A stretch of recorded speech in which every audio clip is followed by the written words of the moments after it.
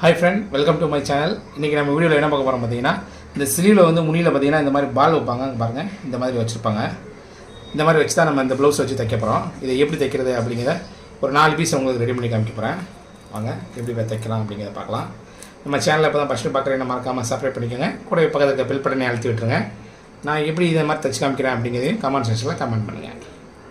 பாருங்கள், கரெக்டாக இந்த மாதிரி வெல்க உள்பக்கமாக வச்சுட்டு இந்த நூல் மார்க்கை வந்து சுற்றி வச்சுட்டு பாருங்கள், இந்த நூல் கட்டுவோம் பார்த்தீங்களா, அந்த மாதிரி கட்டி விட்டுருங்க. அதே மாதிரி இந்த பக்கம் கட்டி விட்டுருலாம். கட்டி விட்டு அறுத்து விட்டுருங்க. சரிங்களா? அதே மாதிரி நீங்கள் பாருங்கள், நடு சென்டரில் வச்சுட்டு கிளாத் எடுத்துகிட்டு தர்மாக்கோலை வந்து ரவுண்டை வந்து உள் பக்கமாக வச்சுட்டு கரெக்டாக இந்த மாதிரி வச்சுட்டு சேப்பு நூல், வேறு நூல் போடக்கூடாது, சேம் கலர் நூலை போட்டு பூ கட்டுற மாதிரி கட்டி விட்டுட்டு பாருங்கள், அப்படி இழுத்து விட்டு இதை அப்படி அறுத்துருங்க. அதுக்கப்புறம் என்ன பண்ணணும் பாருங்கள், இதை மிஷினில் வச்சுட்டு ஒரு 1/2 இன்ச்சு கேப் வந்து இந்த மாதிரி தையல் போட்டு எடுத்துருங்க. தையல் போட்டு எடுத்துகிட்டு பாருங்கள், இதை அப்படி கட் பண்ணி எடுத்துட்டா பிசிறு வந்து நமக்கு வராது. உள் பக்கமாக வச்சு தைக்கிறதுக்கு ஈஸியாக இருக்கும். சிலர் பார்த்திங்கன்னா கையில் வந்து அடித்து திருப்பிட்டு அதுக்கப்புறம் வைப்பாங்க. அது வந்து ரொம்ப ரிஸ்க்காக இருக்கும். சரிங்களா?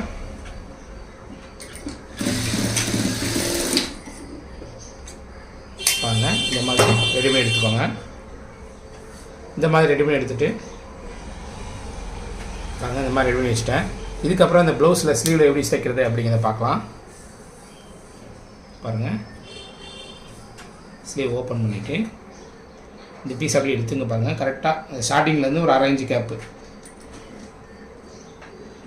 இதுக்கு வந்து நீங்கள் சிங்கிள் கைடு மாற்றணும் அவசியம் இல்லை, நம்ம இந்த டபுள் கைட்லேயே வச்சிடலாம். சரிங்களா? பாருங்கள், அடுத்து இன்னொன்று எடுத்துகிட்டு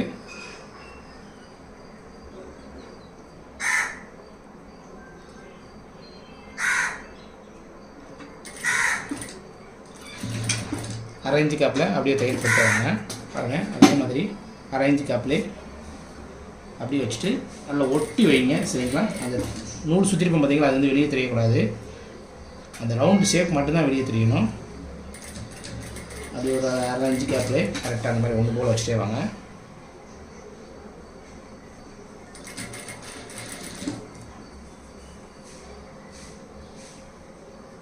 நீங்கள் உள்பக்கமாச்சு சில வேறு அடிச்சு திருப்புவீங்க. அது திருப்புங்க, அது உங்களோட ஸ்டைலு. நான் இப்படி தான் வைப்பேன். இப்படி வைக்கும்போது பார்த்தீங்கன்னா கேப் வந்து ஒன்று போல் வரும். அடுத்து பார்த்தீங்கன்னா பிசுறு வந்து முன்ன பின்ன வராது. அப்படி நம்ம அடிச்சு திருப்பினோம்னா லைட்டாக முன்ன பின்ன வர வாய்ப்பு இருக்குது. அதனால் நான் இப்படி தான் வைப்பேன். சரிங்களா? என்னோடய மெத்தடை ஃபாலோ பண்ணிங்கன்னா ஃபாலோ பண்ணுங்கள், இல்லை நீங்கள் அப்படி தைக்கணும் தைச்சிக்கோங்க. அது அவங்க விருப்பம். சரிங்களா?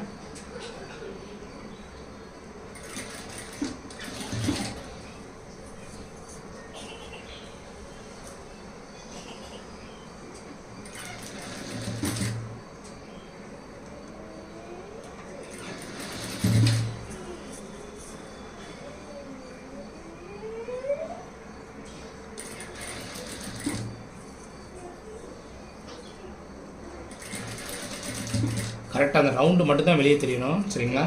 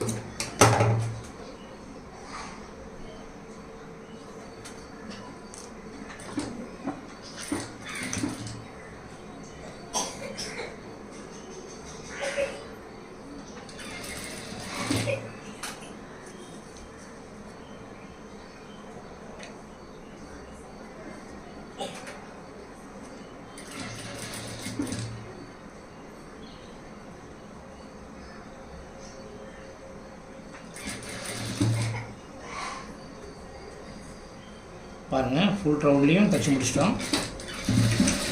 கரெக்டாக அந்த 1/2 இன்ச்சு கேப்பில் அப்படியே வச்சுருக்கேன்.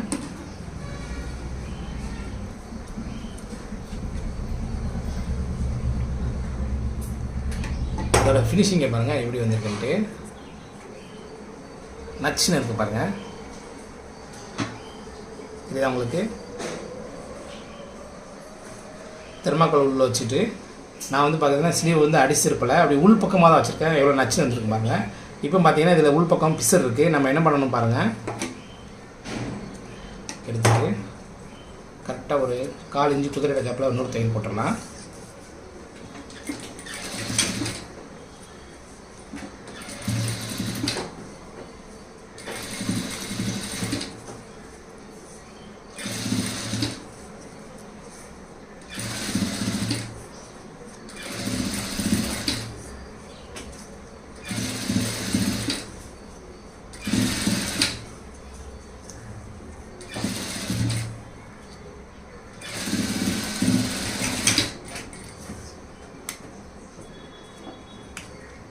பாருங்கள் 1/4 இன்ச்சு குதிரை இடையில் ஒரு தையல் போட்டு உள் பக்கம் பிசர் வந்து எக்ஸ்ட்ரா இருக்கும். அந்த 1/4 இன்ச்சு கேப் போட்டு அதிகமாக இருக்கிறத கட் பண்ணி எடுத்துடலாம்.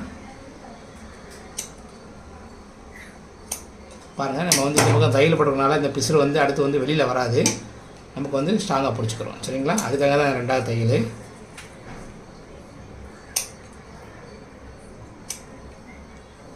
எக்ஸ்ட்ரா இருக்க பிசரை வந்து கண்டிப்பாக நீங்கள் கட் பண்ணி எடுத்துருங்க.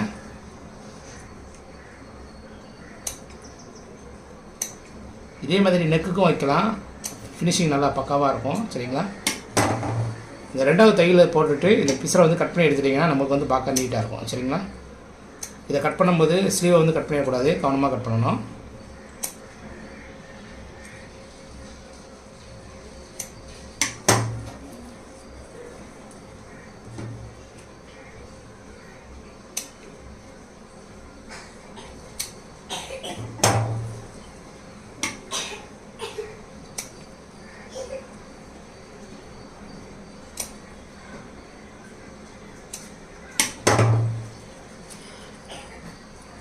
பாருங்கள், உள் பக்கம் பிசரை வந்து கட் பண்ணி எடுத்துட்டோம். இப்போ அப்படியே நம்ம இந்த பக்கம் திருப்பியாச்சு. இதோட ஃபினிஷிங்கை பாருங்கள் எவ்வளோ பக்காவாக வந்திருக்கும் பாருங்கள். இதே நம்ம அடிச்சு திருப்பியிருந்தோம்னா இந்த ஃபினிஷிங் வந்து கிடச்சிருக்காது. இதை வந்து நம்ம வந்து வெளிப்பக்கமாக உள்பக்கம் ஒவ்வொரு பிசராக அடிக்க வச்சனால தான் இந்த ஃபினிஷிங் வந்து கிடச்சிருக்கு. இதே மாதிரி அந்த ஸ்லீவ்லேயும் வச்சிடலாம் நம்ம. பாருங்கள், அதே மாதிரி இன்னொரு ஸ்லீவ்லேயும் நம்ம இந்த பால்ஸ் வச்சுட்டு வச்சிட்டோம். அதோட ஃபினிஷிங் வந்து எப்படி இருக்குன்னு பாருங்கள். பாருங்கள், இப்போ சின்ன சின்ன நூல் இருந்துச்சுன்னா இதை வந்து நம்ம கட் பண்ணி எடுத்துடலாம்.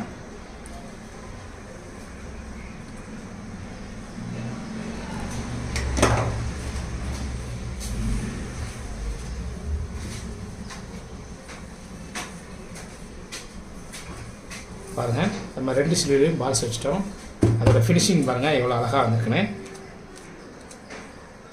ஓகே ஃப்ரெண்ட்ஸ், இந்த வீடியோ பிடிச்சிருந்தால் லைக் பண்ணுங்கள், மறக்காமல் உங்கள் சேனலை சப்ஸ்கிரைப் பண்ணிடுங்க. நான் அந்த பால்ஸ் வந்து எப்படி வச்சுருக்கிறேன் அப்படிங்கிறதையும் கமெண்ட் செக்ஷனில் கமெண்ட் பண்ணுங்கள். நான் அடுத்த வீடியோவில் நான் சந்திக்கிறேன். தேங்க்ஸ் ஃபார் வாட்சிங்.